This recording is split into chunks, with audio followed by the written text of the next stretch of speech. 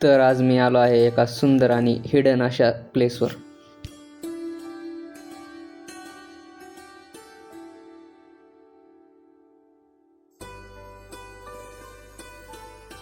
तुम्ही इथे आलात तर तुम्हाला इथे फुलेच फुले दिसतील.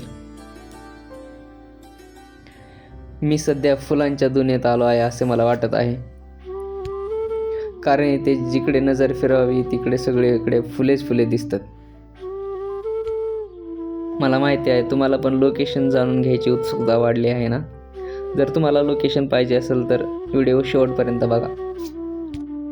चला बघू वेगवेगळ्या प्रजातींचे गुलाबाची फुलं.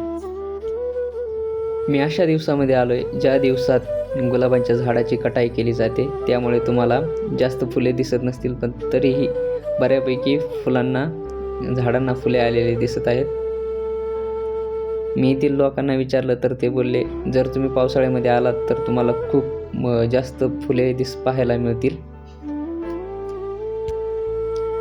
असू द्या, जाऊ द्या, आता आलोय म्हणल्यानंतर पूर्ण गार्डन तर बघायलाच पाहिजे.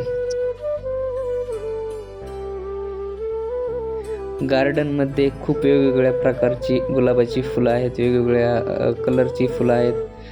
गार्डनमध्ये बघितल्यानंतर असं वाटतं की गार्डनला वेगवेगळ्या रंगांनी सजवलं आहे की काय.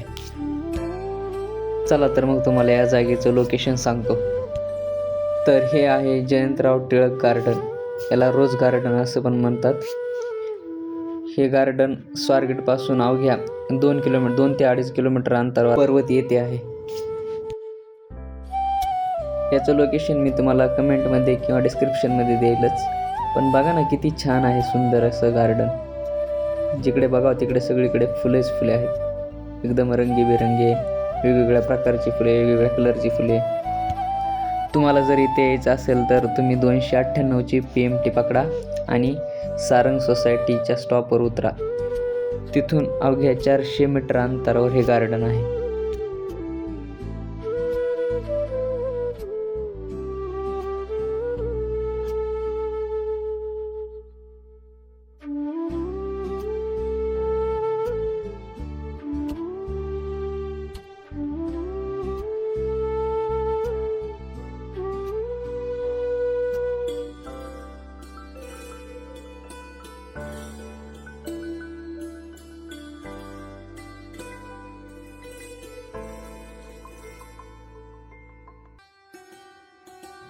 तुम्हाला जर इथे यायचं असेल तर पावसाळ्यात नक्की या, जेणेकरून तुम्हाला खूप जास्त फुलं पाहायला मिळतील.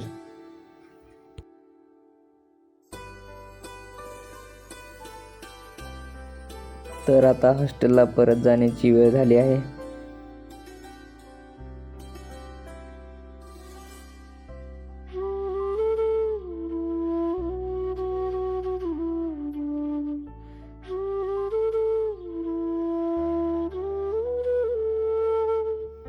बस पकडण्यासाठी सारंग सोसायटीच्या बस स्टॉपला आलो आहे.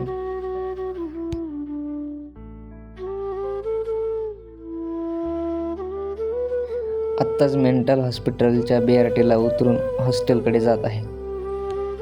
फायनली मी हॉस्टेलला आलो आहे.